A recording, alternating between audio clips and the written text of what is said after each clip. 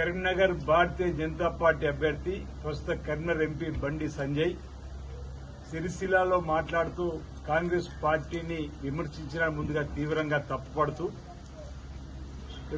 రైతుల కోసం నల్ల చట్టాలు తీసుకొచ్చినటువంటి మీరా మాట్లాడదని చెప్పాను.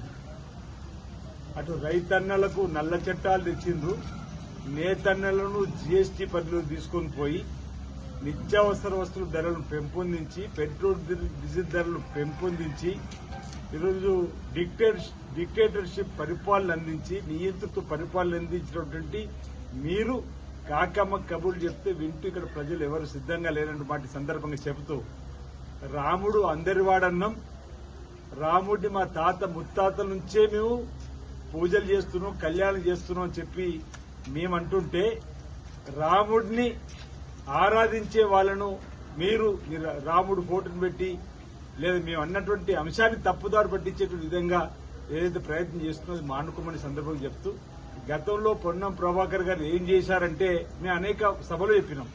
తిరుపతి రైలు తీసుకొచ్చినాం, పాస్పోర్ట్ కార్యాలయం తీసుకొచ్చినాం, అనేక స్కూల్స్ తీసుకొచ్చినాం చెప్పినాం, అనేక ఆసుపత్రులు తీసుకురాగలిగిందని చెప్పినాం.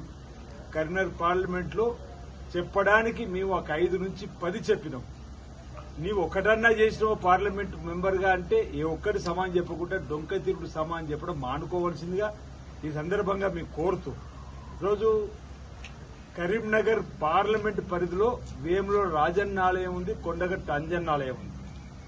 ప్రసాద్ పథకం కింద కేంద్రం నుంచి ఆయా దేవాలయం నిధులు తీసుకొచ్చేటువంటి అవకాశం ఉన్నా ఇదే తెలంగాణ రాష్ట్రంలో ఓవైపు జోగులాంబకు నిధులు విడుదలైన, ఓవైపు రామప్ప ఆలయానికి నిధులు మంజూరైనాయి. నీ నిర్లక్ష్యం వల్ల అనా పైస కూడా రాజన్న ఆలయానికి అంజన్న ఆలయానికి నిధులు విడుదల కాలేని మాట వాస్తవంగా ఇది వైఫల్యం కదా, ఎందుకు దీన్ని ఒప్పుకోవడం లేదన్నమాట మేమంటుంటే దానికి సమానం చెప్పలేక నేతన్న దగ్గరకు పోయి ముసలి కన్నీరు కాల్చుడు, రైతన్న దగ్గరకు పోయి ముసలి కన్నీరు కాల్చు. అసలు 5 సంవత్సరాల 10 కాలంలో ఈ నేతన్నల కోసం రైతన్నల కోసం దేవాలయాల కోసం చేసిన ఒక్క అభివృద్ధి పని ఏంటంటే దానికి సమానం సూటిగా చెప్పడం లేదు. ఈరోజు నేతన్నలకు సిరిసిల్లాలో బకాయి పడ్డ 200 పైచిలు కోట్లు ఎవరి హయాంలో ఉంటున్నా.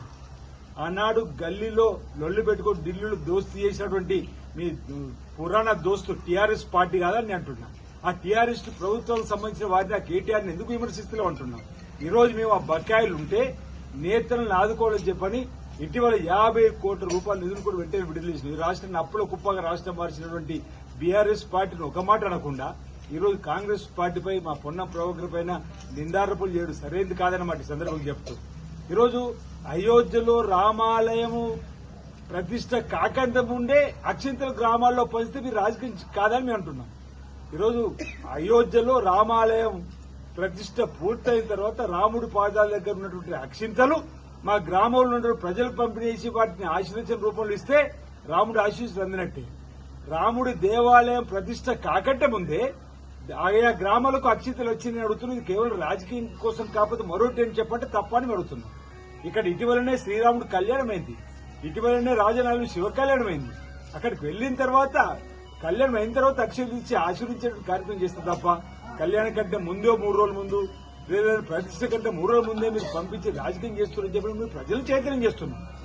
రాముడు అందరి వాడు అంటున్నాం. ఈ రోజు మీరు అంటున్నారు కదా మోడీని 10 సంవత్సరాలు దేశాన్ని అభివృద్ధి తీసుకున్నారు, మోడీని ఫోటో పెట్టుకుని ఎందుకు ఓటు అడుగుతలేదు అంటున్నాం. 10 సంవత్సరాల ప్రజా వ్యతిరేక పరిపాలన. జన్ ధన్ ఖాతా తెరవండి, ధన్ పేదవాడి ఖాతాలో 15 లక్షలు వేస్తా ఉన్నారు. అన్నా పైస వేసిర్రా? ఏటా 2 కోట్ల ఉద్యోగులు ఇవ్వగలిగినరా? లక్షల కోట్ల రూపాయలు పనులు పేరిట దోపిడీ చేసినటువంటి ప్రభుత్వం గద్దె దిగవలసిన రోజులు వచ్చినాయి.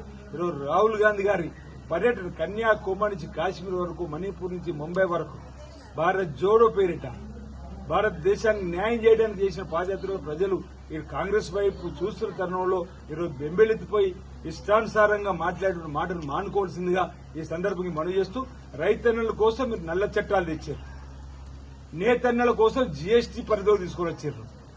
సామాన్య ప్రజలకు 80 రూపాయల మంచి 180 రూపాయలు చేశారు.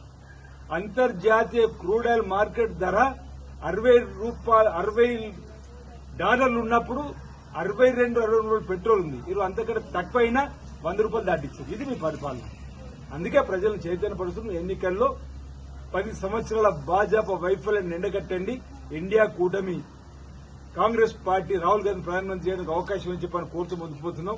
ఈ రోజు మీరు ఎక్కడికి వెళ్ళినా మీ వైఫల్యం కనపడుతుంది కాబట్టి ఈ రోజు మీరు వ్యక్తిగతమైన ఆరోపణ చేస్తూ దీన్ని మీ తీవ్రంగా ఈ రోజు సిరిసిల్ల వేదికగా తప్పుపడుతున్న మాట సందర్భంగా తెలియజేస్తా ఉన్నాం.